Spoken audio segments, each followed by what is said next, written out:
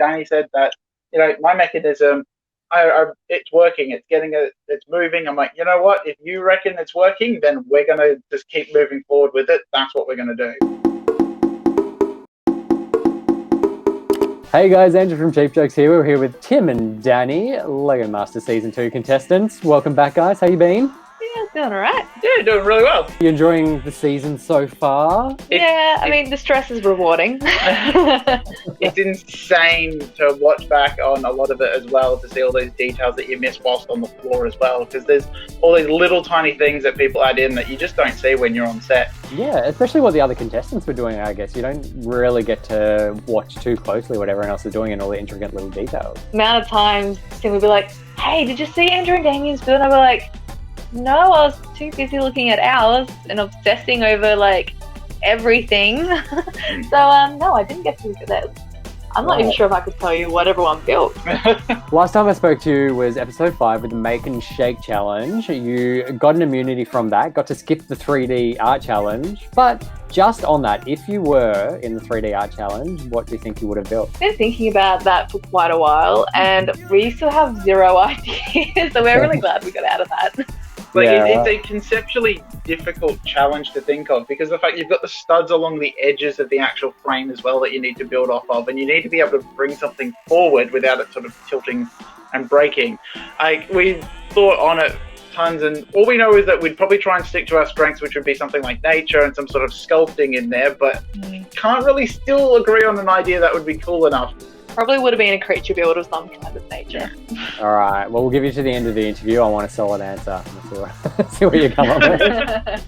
And then that takes us on to episode 7, which you returned for, which was Above and Below. And you did this amazing construction site, which had some really cool mountains behind the construction site. Yeah. So the idea for this build was, it was an archaeological dig site that had more or less had the government start meddling in, because they had made this huge discovery on the underside of the table, which was the prehistoric world, very much playing on the cliche of just this whole hidden era with dinosaurs and everything like that underneath, and the thing connecting it being this huge crane that went from the top to the below side, with just a single person underneath thinking that he's seeing this entirely new world out in the open, and then this just giant pterodactyl just behind him, just about to ruin his day. I was really disappointed that we hadn't had a chance to do space dinosaurs.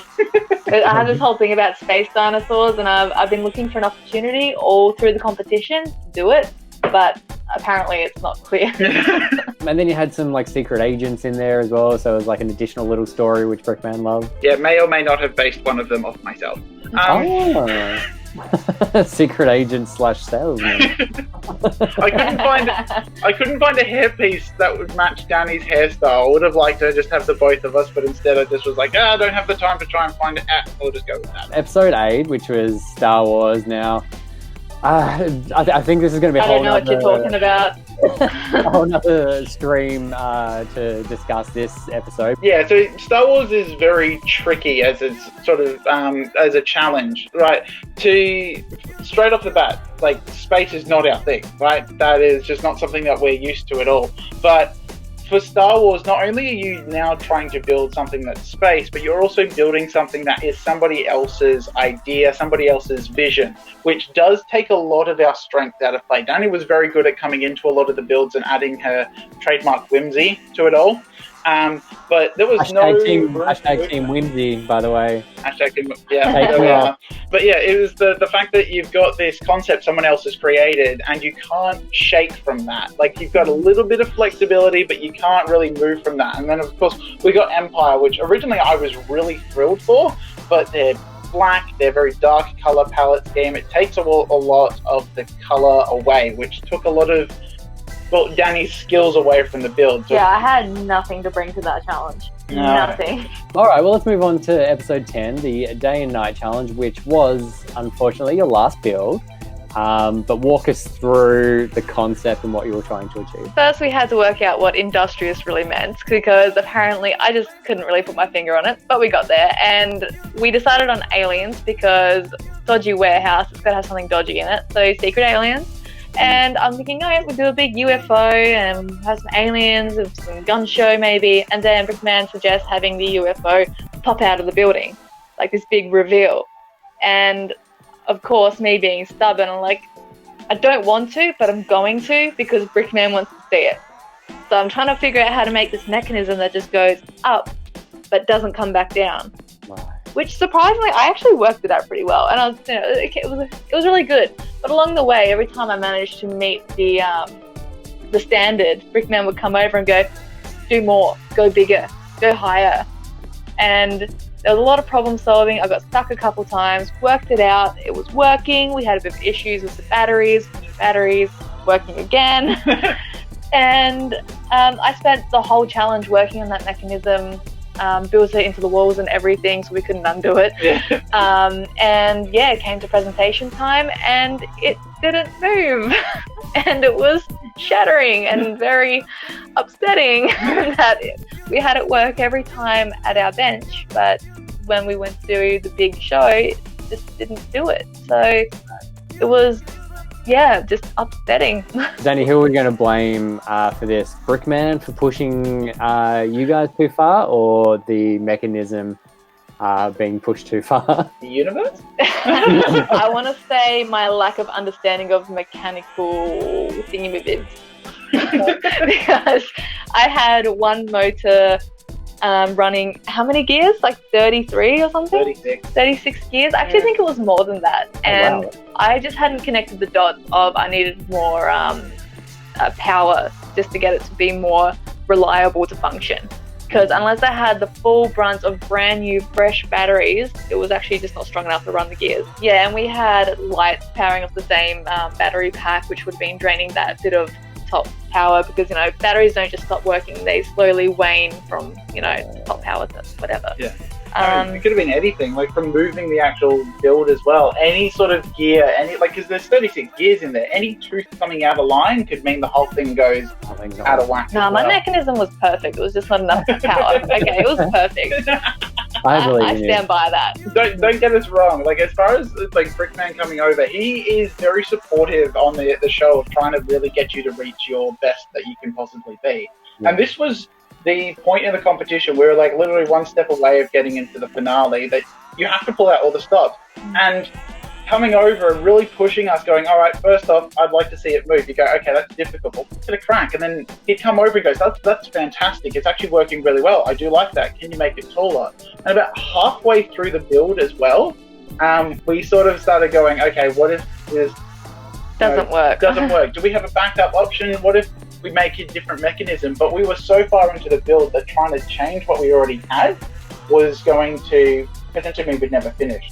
So we basically stuck to what Brickman said to us from day one at the start of the competition, which is to back yourself, right? And at this point, Dannii said that, you know, my mechanism, it's working, it's moving. I'm like, you know what? If you reckon it's working, then we're going to just keep moving forward with it. That's what we're going to do. Truthfully, we reacted how you would expect. We got very upset very quickly. And the rest of the other teams were super supportive of us. Like, they were going, you know, there's still that chance you'll get through. Like Andrew and Damien, Alex and Jackson, they're all like, you know, don't count yourselves out just yet because we don't know how the judging's going to go. But we're like, we totally get it. This is a competition. We're done. Like, yeah, that's it. It's cool to celebrate. It was just a tough pill to swallow at the time because, you know, we were so sure it was going to work and it didn't. Who stood out to you from the other contestants as an amazing build in this episode? Andrew and Damien's detail that they managed to pull out in that particular build was fantastic. How they actually utilised the lights for the interior and actually making an alarm system go off in their particular build really sort of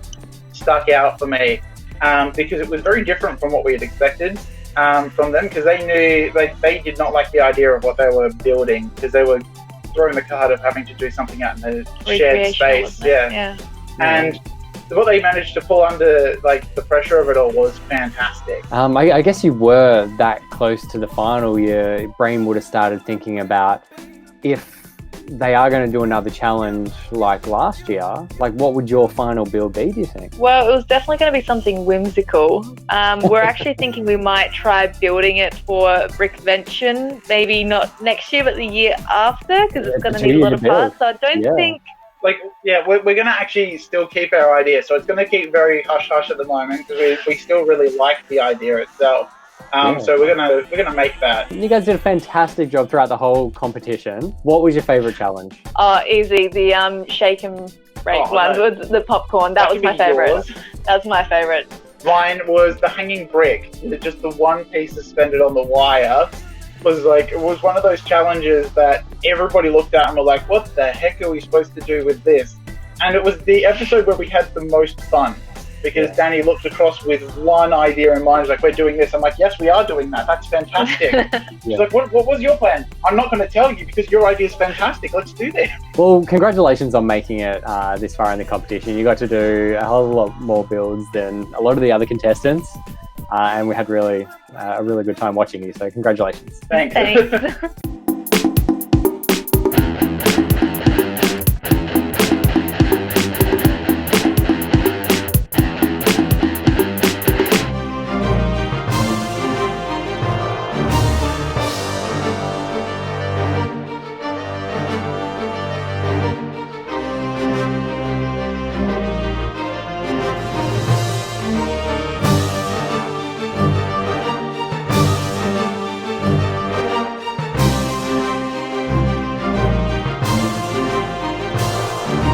For Star Wars, not only are you now trying to build something that's space, but you're also building something that is somebody else's idea, somebody else's vision, which does take a lot of our strength out of play. Dannii was very good at coming into a lot of the builds and adding her trademark whimsy to it all.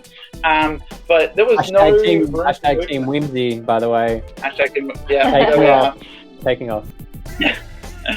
But yeah, it was the fact that you've got this concept someone else has created and you can't shake from that. Like, you've got a little bit of flexibility, but you can't really move from that. And then, of course, we got Empire, which originally I was really thrilled for, but they're black, they're very dark color palette scheme. It takes a lot of the color away, which took a lot of Dannii's skills away from the build. So, yeah, I had nothing to bring to that challenge. Nothing. So it was very hard for us from the onset. And like, controversial as it may be, the thing I like about Star Wars has nothing to do with the ships. I like Star Wars for the smaller stories, for the actual characters themselves, and the development of all these smaller arcs in the grand scheme of things that make you fall in love with the characters.